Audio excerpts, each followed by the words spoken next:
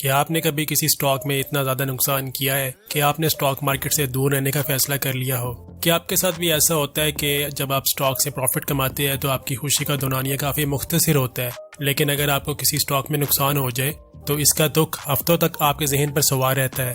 دوستو، stock market میں کامیابی کا راز صرف بہترین کمپنیوں میں سرمایہ کاری کرنے تک محدود نہیں ہے، بلکہ اپنی نفسیات کو سمجھنے اور اس پر قابو پانے میں بھی پوشیدہ ہے۔ لاس ہونے کا خوف ہمیں اکثر اچھے سٹاک پک کرنے اور انہیں لمبے عرصے تک ہولڈ کرنے سے روکتا ہے۔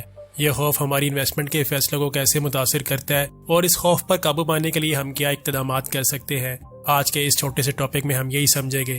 السلام علیکم، میرا نام واصف ہے اور آپ دیکھ رہے ہیں ایزی انویسٹ یوٹیوب چینل۔ دوستو، انسانی دماغ قدرتی طور پر نقصانات سے بچنے کے لیے بنایا گیا ہے، اور یہی وجہ ہے کہ ہمارا دماغ لاسز کو پروفٹس کے مقابلے میں زیادہ شدت سے محسوس کرتا ہے۔ ماہرین نفسیات نے تحقیق سے یہ ثابت کیا ہے کہ ہم کسی لاس کے صدمے کو تقریباً 2 گنا زیادہ محسوس کرتے ہیں اس خوشی سے جو ہمیں پروفٹ سے ملتی ہے۔ اسے لاس ایورژن کہتے ہیں۔ آئیے اس بات کو ایک مثال سے سمجھنے کی کوشش کرتے ہیں۔ فرض کریں کہ آپ کو کسی سٹاک میں 10,000 روپے کا فائدہ ہوتا ہے تو آپ کو یقیناً خوشی محسوس ہوگی، لیکن اگر آپ کو کسی ایک سٹاک میں صرف 5,000 کا لاس بھی ہو جائے تو یہ دکھ کئی دن تک آپ کا پیچھا نہیں چھوڑے گا۔ آپ بار بار اس لاس کے بارے میں سوچتے رہیں گے اور دکھی رہیں گے۔ سٹاک مارکیٹ میں نقصان کا خوف اکثر ہمیں ان ریزنیبل فیصلے کرنے پر مجبور کرتا ہے، اور جیسے ہی سٹاک مارکیٹ گرتی ہے تو ہم گھبرا کر اپنے شیئرز بیچ دیتے ہیں۔ لیکن یہ سمجھنا ضروری ہے کہ مارکیٹ میں اتار چڑھاؤ معمول کی بات ہے، اور یہی اس مارکیٹ کی خوبصورتی ہے۔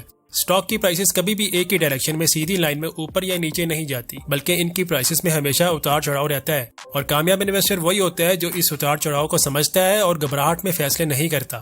لاس ایورژن کی وجہ سے ہم اکثر ایسے مواقع کھو دیتے ہیں جو ہمیں لانگ ٹرم میں فائدہ دے سکتے ہیں۔ جب مارکیٹ نیچے گرتی ہے تو یہ اچھے شیئرز خریدنے کا ایک بہترین ٹائم ہوتا ہے، لیکن نقصان کے ڈر سے ہم ایسے مواقع چھوڑ دیتے ہیں، اور جیسے ہی مارکیٹ بڑھنا شروع کرتی ہے تو پھر ہم فومو کی وجہ سے انہی سٹاکس کو ٹاپ پہ خرید لیتے ہیں اور پھر نقصان اٹھاتے ہیں۔ دوستو، ہمارا ذہن نقصان سے بچنے کی ایک فطری صلاحیت رکھتا ہے، لیکن جب بات انویسٹمنٹ کی ہو تو کئی بار یہی صلاحیت ہمیں بہتر فیصلے کرنے سے روک دیتی ہے۔ ہمارا دماغ اکثر ایسی معلومات تلاش کرتا ہے جو ہماری موجودہ سوچ کی تصدیق کرے۔ اسے کنفرمیشن بائس کہتے ہیں۔ مثلاً اگر ہمیں لگتا ہے کہ مارکیٹ گرنے والی ہے تو ہم صرف انہی نیگیٹو نیوز پر فوکس کریں گے، یا ہماری موبائل سکرین پر وہی پوسٹ یا آرٹیکل پاپ اپ ہوگے جو ہماری سوچ کو سپورٹ کرے گی۔ کنفرمیشن بائس نہ صرف ہماری موجودہ سوچ کو مضبوط کرتا ہے بلکہ ہمیں متبادل خیالات اور مواقع دیکھنے سے بھی روکتا ہے، اور اسی وجہ سے ہم ایسے فیصلے کرتے ہیں جو ریالٹی بیسڈ نہیں ہوتے بلکہ ہمارے خوف یا جذبات کے تابع ہوتے ہیں۔ تو آخر اس مسئلے کا حل کیا ہے؟ سب سے پہلے آپ نے اپنے ایموشنز کو سمجھنا ہے اور انہیں کنٹرول کرنا سیکھنا ہے۔ سٹاک انویسٹمنٹ میں وہی لوگ کامیاب ہوتے ہیں جو اپنے رسک اور گریڈ کو قابو میں رکھتے ہیں۔ ہمیشہ ایک لانگ ٹرم اسٹریٹجی پر عمل کریں۔